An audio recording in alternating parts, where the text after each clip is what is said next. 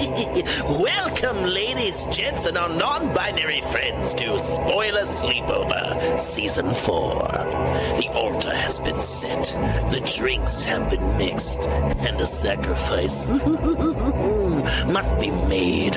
So, join the cult of classics.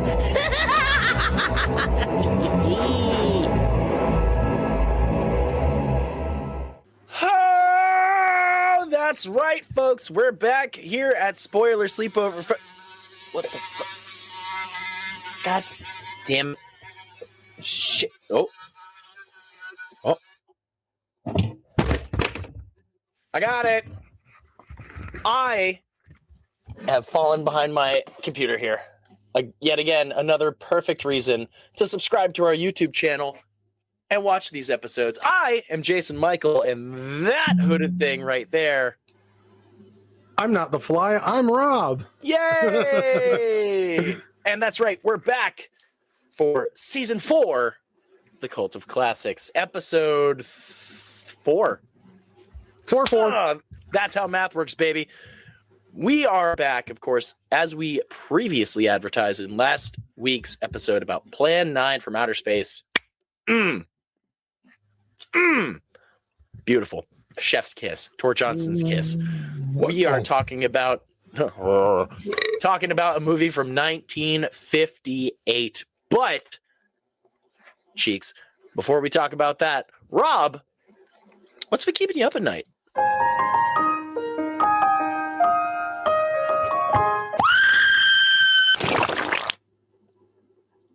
Yes, that's an actual knife. You just busted out a real knife. Yeah, I was ready. That's horrifying. Don't ever do that again. Yet I have an entire wall arsenal here. I've got a chainsaw, an axe, a bunch of knives. I was going to say many of you, otherwise known as all of you besides Rob, before were not privy to the fact of the crossbow sitting right behind me. Yeah, Rob found out I had a before we recorded today. What's the bolt gonna do? Fly through my computer and come hit you? It's gonna kill my laptop before it kills you. Magic. Well, what's been keeping me up at night is Maul Shadow Lord. Holy fuck. Have you watched it yet? I have watched none of it yet. Dude. All will be explained in mine. I'm not the biggest Star Wars fan in any way, shape, or form. Like, I am a Trekkie through and through. That's my jam. Trek, Doctor Who. When it comes down to my sci-fi, give me that.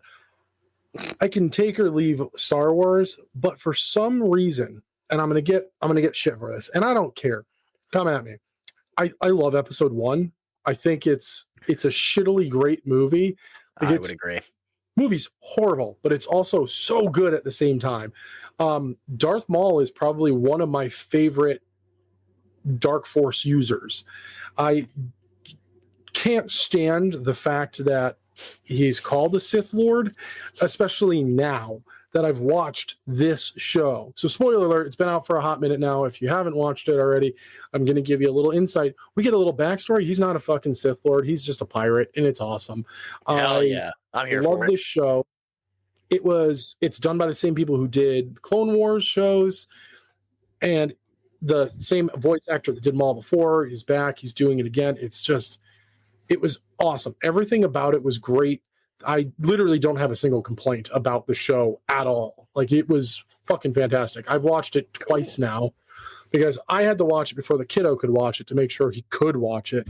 And then as soon as I finished it, I went, we're watching this shit. And I was like, I grabbed him one day and I was like, yo, you want to watch Maul? And he was like, yeah. And I was like, all right, let's do this. And we watched it, and it's so good. The music's fantastic. Just everything about it. It's just, it's a good show. So go over to Disney Plus and watch Maul Shadow Lord. The thing is freaking awesome. Okay. That's what's been keeping me up at night. What's been keeping you up at night? Bro, literally so fucking much, because a little peek behind the curtain, Jason's been across the sea again. Jason went to England and Ireland for the first time. And fun fact, I'm not really going to show too much of it because that'd be daring. Jason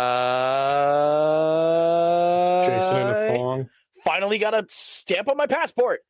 Hey, Yeah, Ireland will give them. England, what the fuck? But of course, went back over the seas. Unfortunately, this time there was nothing to do with Dracula in this trip. However, we did go to Ireland and we got to go to the Jameson distillery. It's fucking beautiful. Dublin is gorgeous. The Guinness storehouse. Show it.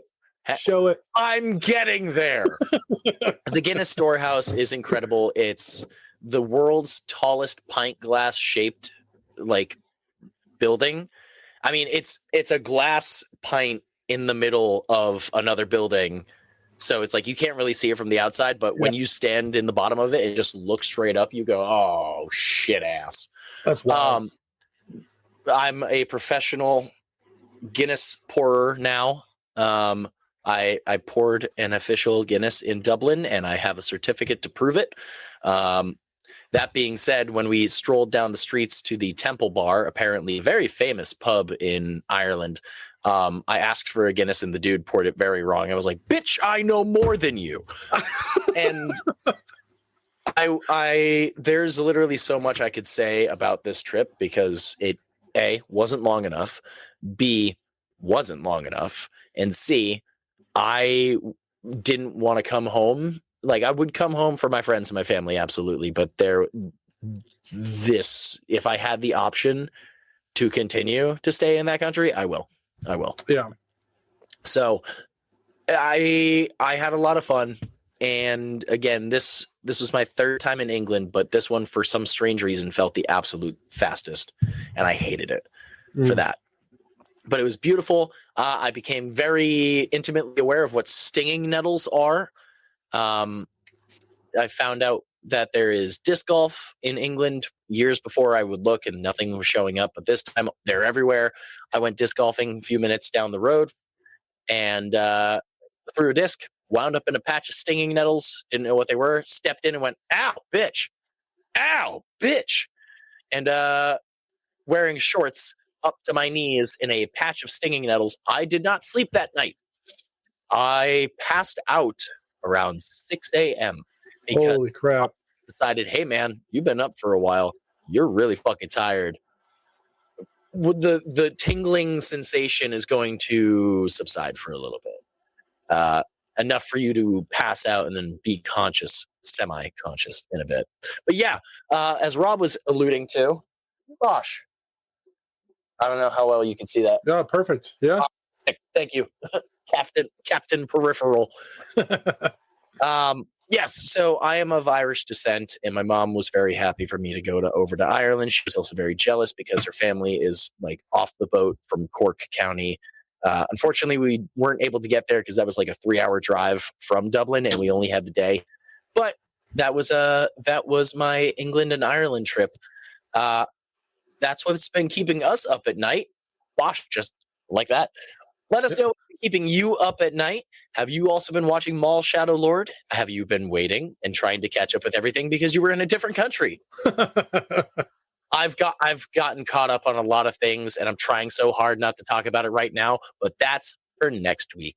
So, Rob, what's been squiggling in and out of your ear for sigh as your earworm? Well, I've been kind of waiting to bring this up because it's a podcast, and the podcast has been running for a minute now, and We've actually been recording for about 9 minutes. They did the backstory first, and then literally caught up to where this case currently is. But I listened and am patiently waiting for something to happen in this case to the podcast called Love Trapped. For any of those who are curious, I do not watch The Bachelor, have never watched The Bachelor, have never had interest in watching The Bachelor. But a little synopsis to the podcast is former Bachelor Clayton Echard's casual one-night fling turned into oh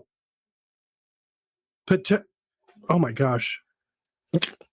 Scene 3, take 4, and action. Turned into, I need to get my eyes rechecked. I'm actually doing that next week. So turned into a paternity nightmare. When the news broke about a scandal, no one believed Clayton at first. He was a reality TV star and blah, blah, blah. He was the most unpopular. Basically, he was the one person, the one bachelor that was on the show that everyone hated. And they only hated him because he was honest. Like, he was just like, I remember we're not going to something about this before. Yeah, he would just say things like, yeah, we're not compatible. I don't like this about you, so you can leave. Like, he was just he knows what he wants, and he was very open about it. Got down to the last two contestants, and before he handed the rose, which is what they do, he came out to be honest with them, and he said, I've slept with both of you. I just want you both to know that. So in case that changes your mind, you have the opportunity. I just want to be honest. Kudos, dude. Most people wouldn't do that. Yeah. And then he handed the rose to the winner, and the winner was like, no, thanks.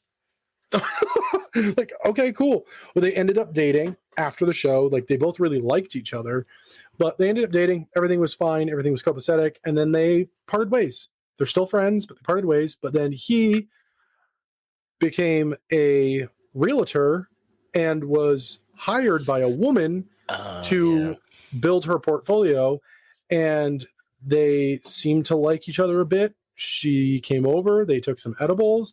They did mouth stuff only. And then she was like, I'm pregnant with twins. And she has kept him in this legal battle forever with lies. And it boiled down to, she's been doing this to guys for decades, basically. Other guys came forward. They fought it. And currently, where it was left off case-wise is, go listen to the podcast. I'm not spoiling that. You've got to fucking listen to the podcast. It's so good. So yeah, love had us. You had us. And then it's just spoiler sleepover. But I didn't know nothing about this, and I just wanted to listen to something stupid and senseless, and I'm fucking hooked now, dude. I'm checking the news to be like, what's going on? What's going on? What's going on? Nothing's yet. So I'm just waiting for an update episode to come out. But anyways, Love Trapped. You can listen to it literally everywhere. It's fucking fantastic. What has been moistly sliding its way sensually into your ear orifice this week? God fucking damn it. It never gets any better, and I hate it every time. I'll get the crossbow. Sorry. One thing I did forget to mention as part of my what's been keeping us up at night. Don't worry, I'll swing back in a second. Rob, I'm pretty sure we've mentioned this before, has seen Lee Cronin's The Mummy. Uh-huh. I went to go see it. I'll tell you more about it next week. God fucking damn it. Don't worry, it's not our spoiler episode on it. That is coming soon. That is the only thing I will tell you, but I will tell you a little bit about how my time to go see The Mummy went. But my earworm, coinciding with my England trip, we saw Ninja Sex Party live in London. First off, my first international show. Second off, Zoe has wanted to see them for so long. She loves Dan. I mean, who doesn't? He's an adorable, adorable man. And their comedy songs are great. The banter going back and forth, especially with Twerp. Reppin' Twerp, baby. It was incredible to see. It was the final show of their UK tour.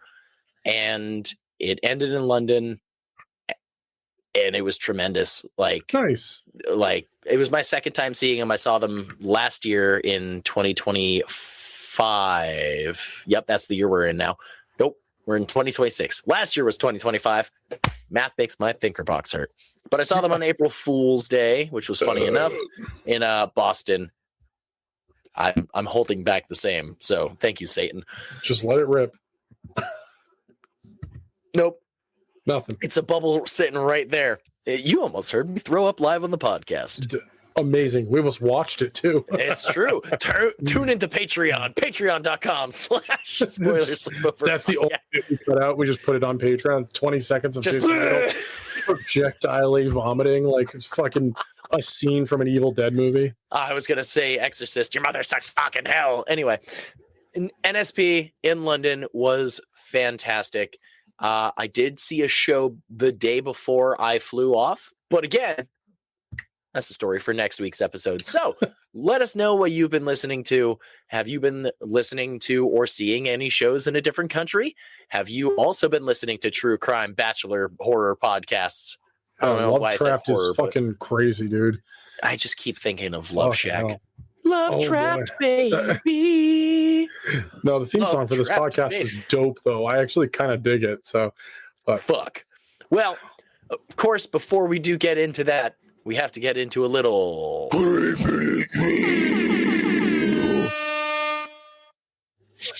Oh boy, do I have a fun one for us this week. This, Ooh. I don't know how excited you're going to be, but I am elated. Like, when I read this, I was just like, you've got to be fucking kidding me. This is the best casting I have ever seen in my life. So, it has been announced that Matthew Lillard will be playing Plastic Man. Dude, somebody did a mock-up of him as Plastic Man. That's and awesome. It's fucking perfect. He has the right face, the right jawline. Like, it is perfect. And his mannerisms, his like tone of voice, like the way he delivers lines, it's Plastic Man. I am so excited. I also knew there was another Superman movie in the works, like writing wise, but I didn't know what they were calling it. And with the title name Man of Tomorrow and Plastic Man being introduced, dude, I'm telling you, they are leaning hard into early DC comics. If I do not get to see Condiment Man or Polka Dot Man, I'm gonna fucking lose my shit. Whoa! Polka Dot Man was in the Suicide Squad. Polka Dot Man was in the Suicide Squad. I need more. I mean, that's fair. David Malkian. I need Condiment King. I want to see everything, dude. I'm so excited for this. And Matthew Lillard, like, it's like he's getting a second life in movies these days. Yes, he is, and I'm entirely here for it. I am too. This was when I read this. I read the article twice because I was like, this is unbelievable. And he was the one who was allowed to announce it, which is like, you want to get this news, you want to get it from the source himself. And he's just so excited about this. I'm excited. If this movie's even a tenth of how good the first Superman movie was, I'm here for it. This new DCU is already lining up to be something amazing. We're getting and the Lanterns trailer that just that's what I was about to say. Yeah, we're with Guy Gardner in it. I'm fucking so excited. I have been waiting my whole life for this. Based on how the two trailers have gone, where they're dropping like fuck super casually, if you see in Superman, you see the Green Lantern middle finger pop up in the background when Guy Gardner just comes around like, fuck you. Yeah. I want him to go, fuck you. And we have that ability possibly now. And that's also listening to Nathan Fillion and Alan Tudyk's podcast, Once We Were Spacemen. Hearing them swear is quite jarring sometimes, and I'm here for it. I mean, and it's just having the two of them have their own podcast, and they were both in that Superman movie is fantastic too. He was 4. Alan Tudyk was 4 or Kevin or whatever he wanted to be called. 4. Yeah, and he's just like Kevin's a real name too. Yeah, it's so good. Oh man. But before we go, speaking of trailers, I had the misfortune, because I don't watch trailers anymore intentionally of movies that I'm overly excited about. You watched the Evil Dead Rise one, didn't you? I watched the Evil Dead Burn trailer. That's the one, sorry. Yeah, Evil Dead Burn. And I have a good idea what's going to happen, but I also have no fucking clue what's going to happen. Neither do I. Had me so confused, but I was also like, man, I don't know. So I'm still excited. Don't get me wrong. I'm still very excited for this movie. I'm really disappointed that was a full-blown trailer that they showed before Obsession. But, yeah. By the way, go see Obsession. Fucking unbelievable movie. Seeing as we're throwing things in here, this was my plan in general. At the time of this episode dropping, earlier this week on Monday, we unfortunately lost a very important integral part of not only voice acting, but cartoons that we grew up as a kid. Tom Kane, who not only voiced Yoda in the Clone Wars, he voiced Professor Utonium in the Powerpuff Girls. He was Darwin on the Wild Thornberrys. He was Mr. Harriman in Foster's Home for Imaginary Friends. But my personal favorite, he was Takeo Masaki in the Call of Duty Zombies storyline. He unfortunately passed away unexpectedly. He had a stroke in 2020, I believe, which took him out of voice acting. He couldn't act, he couldn't talk, he couldn't write. He was on the mend. He was getting better, and unfortunately, unexpectedly passed away. So, Tom Kane, thank you for all that you've done in our childhood. Thank you for all the voices that you brought, all the characters that you brought to life. And Takeo has been my favorite character to try and play as. And now that I have the ability to play as him intentionally, I will continue to play as Takeo in his honor. So thank you, Tom Kane. And unfortunately, that is the ending of our openers. Sorry to bring it down. Unfortunately, we have to sometimes because this world is just cruel and unfair and takes what we love. Yeah, take this moment during this ad to wipe your tears. Son of a bitch. Spoiler Sleepover is sponsored by Gore Clown Shop, the only place to get official Spoiler Sleepover merch.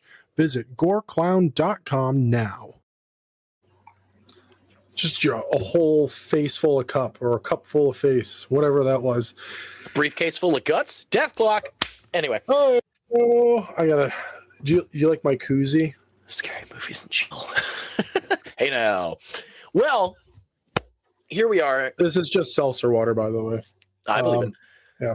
Officially in our episode now, we were talking about a movie from 1958, and as previously advertised at the beginning, again, if you're not watching on YouTube, I'm seeing those numbers inflate. Hey. Yeah. We love you. Definitely go check out the video, because not only can you try and find the chickens, there's 2 chickens hidden somewhere. I can't tell you where. Are they on my window? Are they on Rob's window? Are they here? Or are they here? I can't. I clicked to minimize it. Yeah. What do I do now? Regardless, tune in for our hijinks on our YouTube for Spoiler Sleepover Podcast. But we are talking about The Fly from 1958. Yeah. I didn't know that I've seen this before, or parts of it. Oh my Lanta. Well, let's jump into the synopsis of this one. The studio synopsis. A scientist has a horrific accident when he tries to use a newly invented teleportation device. When I first read it, I went, and then I went, no. This is the perfect synopsis for a movie. It gives you just the right amount without giving you too much. Yeah. You have that and the name, The Fly, piece them together. Fucking go in, watch this shit. So it has nothing to do with The Fly. Yeah, this was written by James Clavell and George Langenon. That's probably not pronounced correctly, but it was also directed by Kurt Newman. Hey, yeah, Kurt Newman's the best. I love this movie. I love this movie because we start at the end, and it's like the best way to start a movie. Everything that we end up finding out, is in like retelling of what or happened beforehand. Yeah, and it's great. Everything about this movie is great. Just the best. And especially seeing as we have literally one of the greatest, Vincent Price, in this bad, Larry. I'm Vincent Price. I love Vincent Price. But the moment I saw him walk on screen, I was like, oh, hell yeah. I mean, I knew he was in it, but at the same point, it's still a good feeling to just go, huh, yeah. So we do this on our Patreon for Jason Michael Gets Learnt, but seeing as a lot of these movies Jason Michael has not seen, I've decided to drag a little bit of Jason Michael Gets Learnt into this season. with one fun fact per episode of a movie that Jason Michael has not seen. Hell yeah. My fun fact for this one is not that fun, but it is still a very interesting fact. This film became the biggest box office hit of director Kurt Newman's career, but he never knew it or even found out about it. He died 1 month after the film's premiere and only 1 week before it went to the general release. Bro, you suck. That's so depressing. I saw that and I was like, that is heartbreaking, but also very interesting that, like, I feel like nowadays somebody dies, a musician, a director, an actor, and then everyone jumps on the bandwagon and is like, oh my God, they are so lost. And they never fucking knew who they were in the first place, sort of thing. And you're just like, calm the fuck down. But shut up.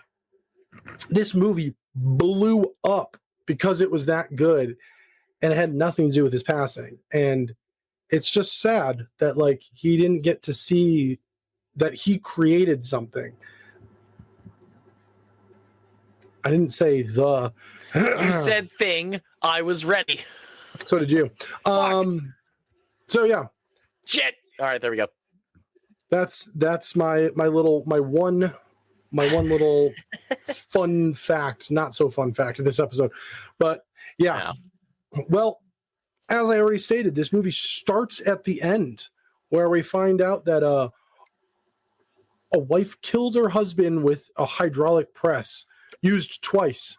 For 1958, 4 years after The Creature from the Black Lagoon came out, bro. Yeah, I see it. For those of you that can't, there's a bigger look at it. That's the fossil of the creature hand. Some really cool guy gave that to me. It's one of my prized possessions. He's the guy on the other screen, by the way. I fucking love it. Not behind you. Tor? No, not him either. Ah!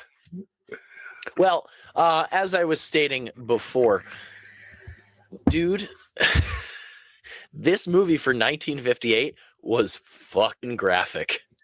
But not for long.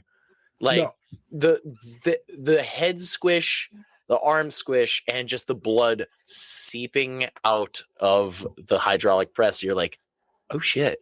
And of course, I don't know, was there a black and white version? But mine was in color. No, so I'm not going to say much, and I don't want you to say much either, but peek behind the curtain a little bit. Dude, this week curtains. And next week's episode both utilized coloration for blood specifically only. Hell yeah. So hell yeah. Stay tuned for next week because there is a fun fact about that next week. I mean, do you want to drop another fun fact, or should we wait until the very end? Who else is in it? No, that's for next week. Son of a bitch. Anyway, the Fly from 1958, dude. The moment this movie started, again, as I said, I've seen it before, but I swear it was in bits and pieces because at the very end, I remember that haunting me in my childhood. Yeah, I love so in the opening of the movie, she confesses, well, the detectives are called to somebody who's been murdered by a hydraulic press. Vincent Price's character owns the factory and then looks and he's like, that's really strange. This was activated twice. Mm-hmm. Like it's a 2 count, which means the thing went up and then was activated to go back down again. And I had forgotten why, because it's been so long since I've seen this. I was like, for why? And then when we get that reveal at the end, I was just like, that is so upsetting. Like I was just floored by it. But again, Vincent Price just kills this role. He does such a great job. And then we get all right, so she's potentially crazy. What actually happened? And she just admits it. She was like, yeah, I did it. Yeah. See, in my notes I have, she's a fucking wackadoo. Because she's going off the deep end hard. And when I mean hard, I mean hard. And it doesn't help that we find out she murdered her husband and she's the sister-in-law to Vincent Price, otherwise known as she murdered his brother. Yep. All while Vincent Price is kind of hitting on her. Well, yeah, they Like asked and getting busy with her. they were like, "You have feelings for her, don't you?" And he's like, "Yeah, but," and they were like, what happened? And she was like, Motive. She loved my brother. Like, honest. Yeah, and that was it's funny, these 50s movies. That was I've said it before, and my allergies are killing me. I just got my voice back literally today. Bro, so the pollen is fucking horrendous this year. It is so bad. I've never taken medication for my allergies ever in my life until now. Ugh. Like, I can't. I thought I was sick. My bachelor party was a fucking nightmare because of it. No, my bachelor party was great. I just felt like garbage for a portion of it because I was like, man, I feel like I'm dying. Like, I still had a fucking ball. Anyway, these 50s movies, no matter whether it was a horror movie or anything else, I mean, it's just weird that in their horror movies, there was always the love interest or like, you know, the cheating, whatever it happened to be. Yep. And I find it hard for a lot of these to pay attention because it's so fucking corny and it's like not genuine. But The Fly, it's Kurt Newman through and through. It has to be the way he directed these actors. Everything felt genuine. Like even Vincent Price, like a guy who has never been interested in women in his life, playing off like, yes, like that is the woman of my dreams. He sells it, which in other movies where he has a female interest, he doesn't sell it at fucking all. This one was like spot on. Even her and her husband, like their love didn't feel faked or forced. Like the adoration that they had for each other, how much they fucking actually like cared and how excited they were to see each other, it felt real. And I was like, damn, like this is a rare movie from the horror movie from the 50s where everything feels genuine. Nothing feels forced. It's also really weird and also possibly a little fun thing to see. This is the least Vincent Price you will ever see Vincent Price.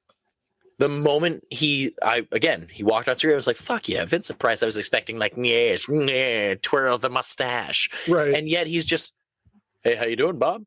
Hey, yeah. Bill, how you doing? And it's like, who the fuck is this guy? And it shows, I mean, that shows his scale too. Like he was not wrong.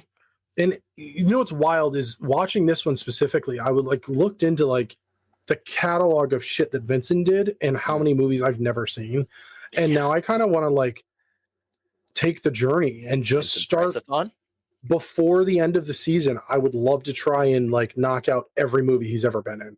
You suckers have no friggin' idea how much I was rooting for House on Haunted Hill internally, but I knew that we couldn't do it because I know I've seen it a bajillion times. I know Rob has seen it a bajillion times. I know a lot of you have seen it a bajillion times. Fuck, man. And didn't we cover it already? No, but we've talked about it a plethora of times. Could have sworn we covered it. On episode or not, I guarantee we have. I mean, it's a great movie. Oh, no, I remember what it was. It was years ago. Terrifier 2 episode with Dead Body Bathtub talking about that scene where Selena falls asleep to House on Haunted Hill and the fucking creepy lady with the goddamn hands. It very well could have been. Yeah. Probably was. Yeah, no, just, you know, we've already said it a few times when we were writing our list for the decades that actually have cult classics. We were trying our best to not touch on movies that have been over talked about. 1970s for Halloween. Yeah, and then trying to find ones that like, okay, maybe these have been talked a lot about, but they've never been talked about by us, who may have 50s Plan 9 from Outer Space and have very different outlooks on these movies too. Because, I mean, I don't mean to toot our own horn, but I'm totally going to do it. We're unlike any other horror podcast out there, like without a doubt. And I listen to a lot. Like I'm wearing colors in our episodes, not just black and. If you ever find me in colors, fucking tell me. We'll send you a sticker or something. Black is my jam, dude. This is all I just wear. Open up the episode. Screaming. But yeah, so we end up jumping into the flashback, if you will, the storytelling part of it. And that was what I wanted to go off of. So we do find out that the wife has been playing crazy. Like, she's not actually crazy. She's doing a great job. She knew she had to do that. And they even say it. She knew she had to do that. Otherwise, she would have been put to death, as she says. Yep. And so she was like, I have to fucking act crazy because otherwise I'm going to get killed. So she is just a nice homemaker. Like, she's killing it in life. They've got a son. Also, kick-ass actor, doesn't seem like a child actor acting. It just seems like he's a fucking kid. Like, again, cast unbelievable. And we find out that the husband has been just kind of, he's a scientist. He's kind of wayward. He just kind of comes and goes as he pleases, the way he needs to do his stuff. And I love this. This is the only moment in the movie I'm like, how did you not figure that out? So he takes her down to his lab, and she's like, oh, when did you do all this? I'm like, there's a fucking whole entire lab in your basement. How did you not know it was happening? It's like if Batman kept Alfred out of the fact of he was Batman. Yeah, seriously. She's like, Master Wayne, and when did all this shit? Also, let's take a moment. Who the fuck built the Batcave? And where are those workers, and are they okay? So, not to go way too far off topic, there is a comic book story that tells you who built it. Was it Bruce? Yes. Damn it. I was hoping he hired like a bunch of contractors. Nope. And he's like, all right, cool. Y'all need to go. And by not go home, like go elsewhere because you can't know what you know. No, so one of the cool bits about Batman as Bruce Wayne as a whole is the Bruce Wayne that is known by the public is a character that he plays. He's actually like Tony Stark. He's insanely intelligent, and he knows a lot about like architecture and all of this stuff and like computer programming. He's a genius, but he just doesn't show it. Like, he's not an egotistic maniac like Tony Stark is. So he plays a playboy, but then he's Batman. He's just crazy as fuck. But he built it all. And I love that about Batman Begins is when he finds the cave, he's like, this is kind of perfect. That's kind of how it happens in the comic book. And he's like, all right, I just need to like build shit here to make this happen. And then so anybody else love tangents here at Spoiler Sleepover? Us too. Especially comic book stuff. So hell yeah. She gets to see this secret lab that he's been building secretly when they also thought he was gone, like not even at home and elsewhere. It's the only loophole in this entire thing. And I'm like, what has he just been hiding out down there? Honey, what are these 17 crates from Guam? Nothing. Don't worry about it. Does this say Transylvania on it? No. Shut up. No. Dr. Acula? Shut up. No. So he's been working on a teleportation device, as the synopsis says. And we get to see I found it strange the first time, and even this time that I watched it he's like, this fine china we got from your sister or aunt. It's from her aunt. And he puts it in the teleporter, and then it's like a fucking shitty magic trick. He like shuts the door between the two rooms, and then he hits it, it goes away, and he's like, aha. And she was like, this is a trick. And I was like, you should have left the door open. Yeah, right. Just pulls a dove out. When he brings the cat in, here's the thing. I love animals. I am mostly a dog person now because I have dogs, but like I grew up a cat person. So anytime cats in horror movies, I'm like, fuck. Like The Collector, Oh my God, you. dude. Yeah. So the moment the cat shows up, I was like, I forgot about that part. Yeah, no, it scars me. It scars me, dude. But when the cat shows up, I was like, you son of a bitch. Don't you dare. Yeah. And then cat disappears, and all of a sudden you just hear meow from the fucking ether. So where's the cat? With the China, this is the big thing is when she goes and grabs it and looks at the bottom, it said made in China at first, and now it's printed backwards, which is that moment where you're like, this isn't perfect. He then is just focused. So you already know something's off about this, and he's going to work at it, and he works at it. And that's the second sign we get that something's definitely wrong. So he puts the saucer of milk and the cat into the teleporter. The saucer of milk ends up on the other side. And now there's a tack. And the cat's gone. Yeah. So, I mean, yeesh. So that's also like the big, like, for anyone watching it for the first time is like, oh, two things can't be at the same place at the same time. But we get a whole bunch of other moments like a foreshadowing. The kid, their son is obsessed with catching bugs, and he catches a really cool looking fly with a white head. And then we get what you guys got to see me doing at the beginning.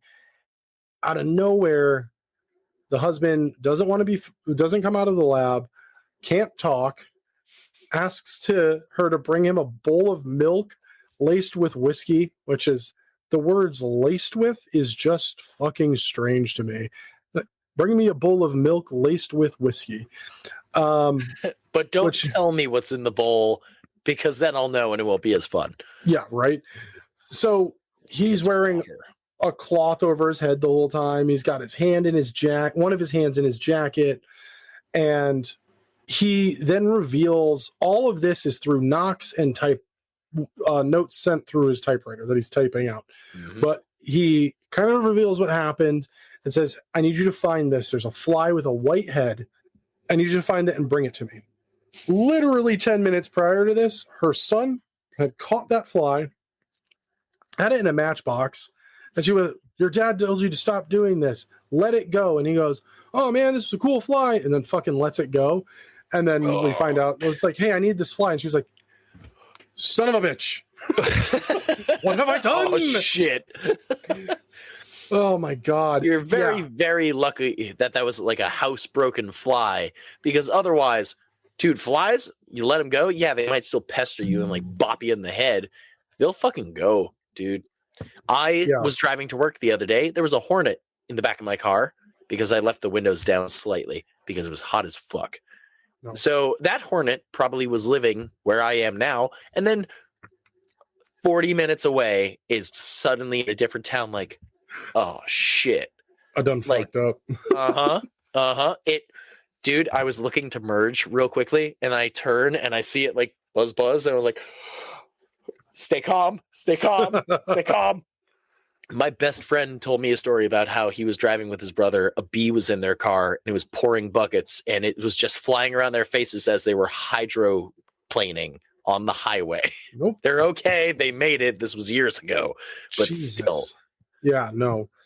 Fucking hell, man. I had 2 spiders in my car a couple weeks ago and my kiddo was flipping out. There was one on the window. Blood curdling screams, tears rolling. And then I looked back and it was like the size of a piece of lint. Like it was so small. I was like, man, I have arachnophobia and I'm not freaking out that bad. I told him that. Shut up, Rob! I was like, I have arachnophobia and I'm not freaking out that bad. I squished it with my pointer finger and my thumb in front of him. I was just like, problem solved. Anyway, you're the reason it rained on Tuesday, you son of a bitch. He goes, but there's another one. And I said, no, there's not. And then my fiance was in the passenger seat and she looked up and she went, oh shit, there is another one. And I looked up and it was substantially larger. I was like, it was fucking Aragog. Oh, just like pretty much. Yeah, the thing was huge. I just crushed it with my thumb. I was like, duh. Roll down the window and yeah. So they don't find the fly, but we finally get the reveal. The wife she's like, look, I love you. Like, it doesn't matter what you look like. I need to know. I love you and I will always love you, which weirdly for this era, this type of movie, I got misty-eyed. I was like, that is the most heartwarming thing I've ever heard. That's so sweet. And then he takes the cloth off and she screams bloody murder. And I was like, do you want to take it back? Sure. You lie. Dude, that is such a great reveal because it's the hand at first that accidentally sneaks out. And it's just like, what's with the claw? Yeah. I mean, the claw. I can't imagine. I want to know, but I can't imagine what this was like in 1958 with people seeing this for the first time, going to see a movie called The Fly. I mean, obviously at this point, we all know about this. We know about Jeff Goldblum. The Fly is iconic in its own right. And I want to know what it was like to go into the theater and be like, what the fuck's up with his hand? And then they take off the whole thing and people are like when Frankenstein, Boris Karloff showed up on screen for the very first time, people were diving under their seats and screaming. Lon Chaney Sr. as the Phantom. People were terrified of this shit back then. I would love to go back in time and experience this stuff firsthand. I think about that all the time when I'm watching these things because, like, some movies, no joke, had like presentation warnings beforehand. Yeah, like they even carried it all the way through up to The Exorcism. The Exorcist. I mean, The Exorcist had a fucking warning before the movie, and they were. It's just I don't know. I seek out movies now, horror movies that are going to make me feel something. I don't. Gonna make me upset. Just having a loud noise blared at me, it doesn't scare me anymore. It's all about timing, and the timing is predictable as fuck. So I know what's going to happen. So certain movies now, I seek these things out, hoping, and like with everything I have, that something's going to scare the shit out of me. And just to mirror what I said at the beginning of this episode, go fucking see Obsession. Holy shit. My shoulders still hurt from Monday, dude. I had my the whole fucking time, dude. Okay. So goddamn good. I had no urge to see it, but now I'm intrigued. A budget of $175,000 to make the movie. Opening weekend, it made $1.7 million. This is indie filmmaking at its fucking greatest, and a reason why we need more of this, and no fucking CGI. Not a lick of it in the entire movie.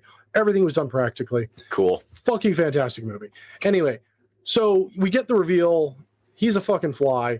And surprise. I can't speak for you. I can't speak for the viewers, the listeners, but she freaks out. She chills out.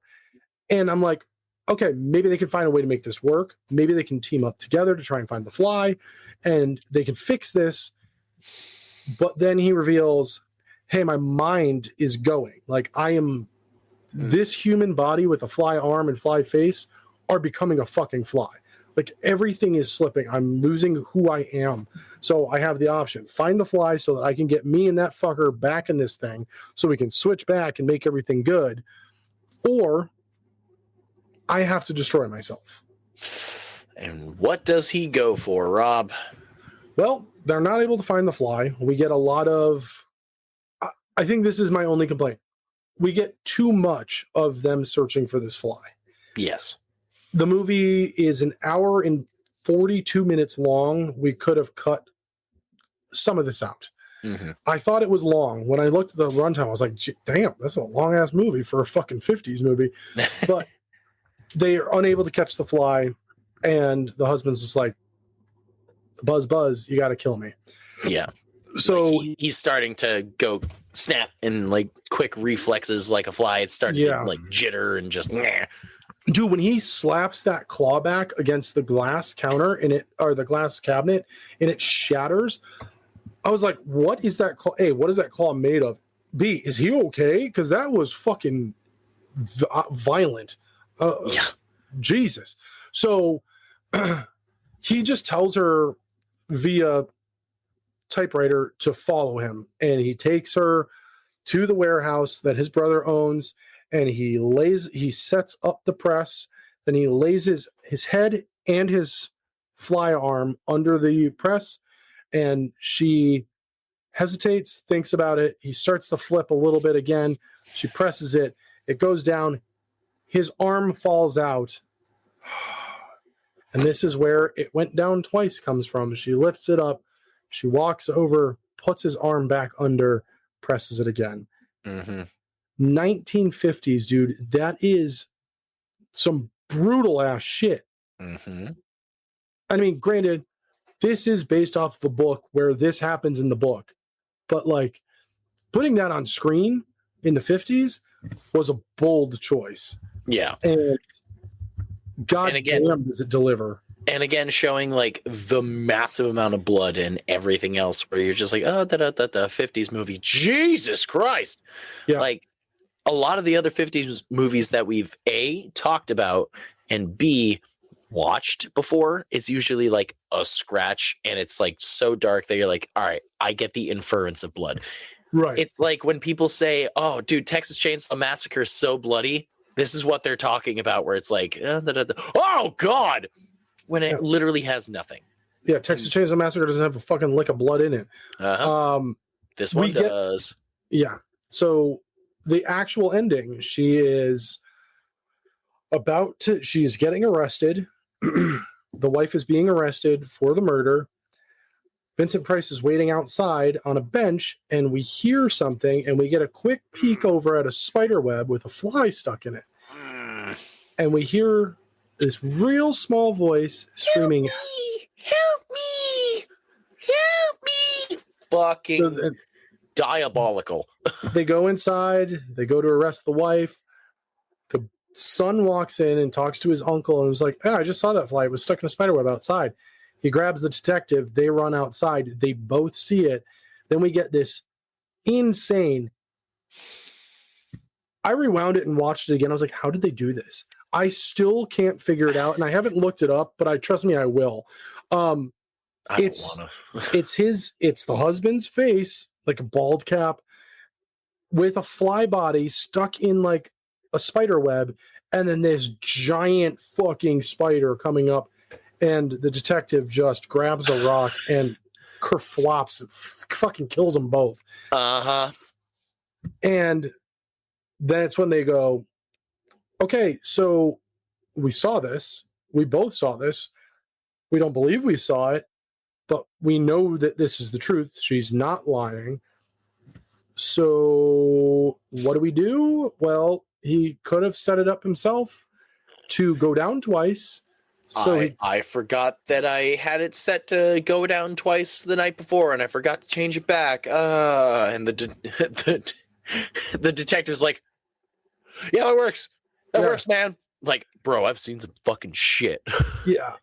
And we get our fairy tale ending where Vincent and the wife are sitting there talking, and then her son comes up and goes, are you still taking me to the zoo? And he's like, sure done diddly am. Go get a jacket. And he cuts the jacket, and they're like, all right, let's go. And then they just kind of saunter off together, all three of them, and then we get the end, like all the 50s movies. Yeah. And that is The Fly from 1958. Oh, God. Yep. I will say this was the longer of the last two movies, personally, that we have to talk about in the 50s, this and next week's episode. But don't forget to tune into patreon.com/spoiler sleepover podcast, where you can get our Jason Michael Gets Learned continuing in the 50s for each month, each decade, a different magazine. The Fly, I don't know personally. It's so weird because it's completely not the Vincent Price that we expected. Right. If you know Vincent Price and you go back and rewatch this, you're like, who are you? And it's a lot of just, like you said, take way too long looking for the fly. They move straight on from the cat. Yeah. But not a fucking problem after that. Hey man, I do it all the time. Something about the thing. Anyway, I can't force the joke. I can't force it. But yeah, I mean, we'll get to it in the rankings. Rob, I think we know who the Bloody Legend is going to be. I don't know if it's gonna be the same person. Oh, My well, then vote- I'll let you take it away because mine is going to be Vincent Price no matter what. Yeah, no. I want to give the Bloody Legend of the Week to Kurt Newman. I feel like he fully deserves this, like without a shadow of a doubt, making the greatest film of his career. Who knows what would have happened if he had not passed away? Where he would have gone? Would he have made a movie that created a trend that we'll never see in horror because he passed away too soon? Like, we don't know. I just think his directing for this specifically made all of the actors feel like they weren't acting, like they were actually portraying real people. That is the best fucking movie when you get lost in it yourself, where you're like, this is like a family I'm watching. This is a family getting torn apart is what I'm watching. Yep. It's not just Vincent Price and friends. Right. And it's always my worry when I see his name, Boris Karloff, or any of these big names from that era. I'm like, all right, agree. What kind of like hokey character are they going to portray this time that's going to pull me away from the movie or make it seem like they don't even fit in the movie? You know what I mean? And this one was like, he was like, guess what? I'm an actor. Watch me fucking act. And you're like, dare you. Damn, dude, like fucking put your dick away. That was amazing. All right. Well, let's jump into our rankings for this bad boy. Did you like that one? I'm just imagining Vincent Price's dick and I hate it. It was probably huge. Hello. Yeah. It's like a fucking baby arm. It also has a pencil mustache.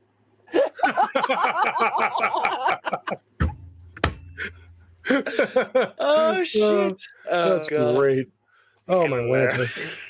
Turning into Alan Rickman. Go on. Oh Christ! Well, let's jump into our rankings. Please. Where in the cult are you placing The Fly?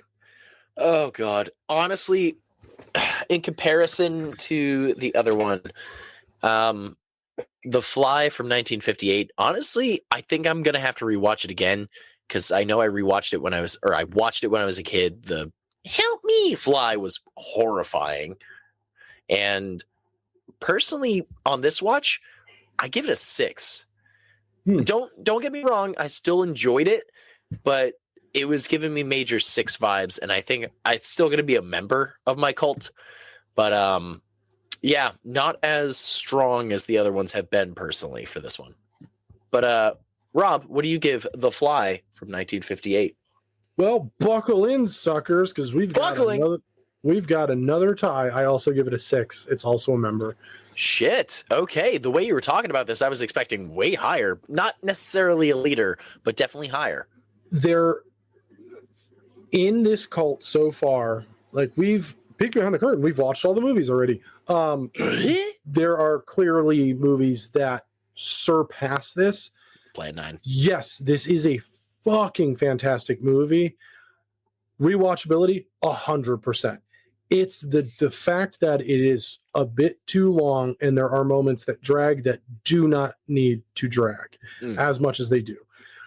It kind of pulls me out of it where like there's those moments where I'm like, I could quickly play a level on one of my games on my phone while this is happening. And I don't want that. Like, I want a movie to keep me like The Beast from 20,000 Fathoms. Could not fucking look away the entire time. God. Perfect film. So good. Like Plan 9 from Outer Space. Rob? That was like a car accident. I couldn't look away, but I enjoyed it for some reason. I was like, goddamn right you did. Serial killer or some fucking person who has a gore fetish. Sociopath. The whole time I'm like, oh, what the fuck is happening? Like, maybe I'll rewatch it. We'll find out. But yeah. Watching it, you son of a bitch. Well, Jason Michael. Hi. What year the movie year, next movie week talk year for movie come out. My brain just short fucking circuited so bad. And if you subscribe to us on YouTube, you can watch his brain break. Holy shit. That was intense. Give year Just for like movie camping. next week. Dude, wow. Movie next week, year go 1959. We're moving only 1 year into the future from The Fly from 1958 to another 1959 with... Yeah. You'll have to find out till next week. Oh, shit ass. Well, thank you very much, everybody, for listening. Thank you very much for tuning it back in to the Cult of Classics. Did you see the chickens? Did you? Why have you not told us about the chickens? Well, until next week, all hail our chicken overlord and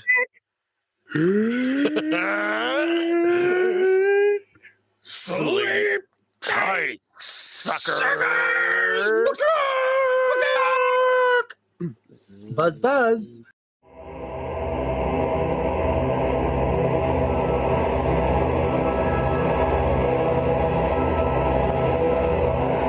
Thank you for listening to this week's episode of Spoiler Sleepover. Join our cult by following our socials like Instagram, Facebook, YouTube, and Twitch. And for more offerings like this, follow us on Patreon at patreon.com/Spoiler Sleepover Podcast. So until next week, sleep tight, suckers!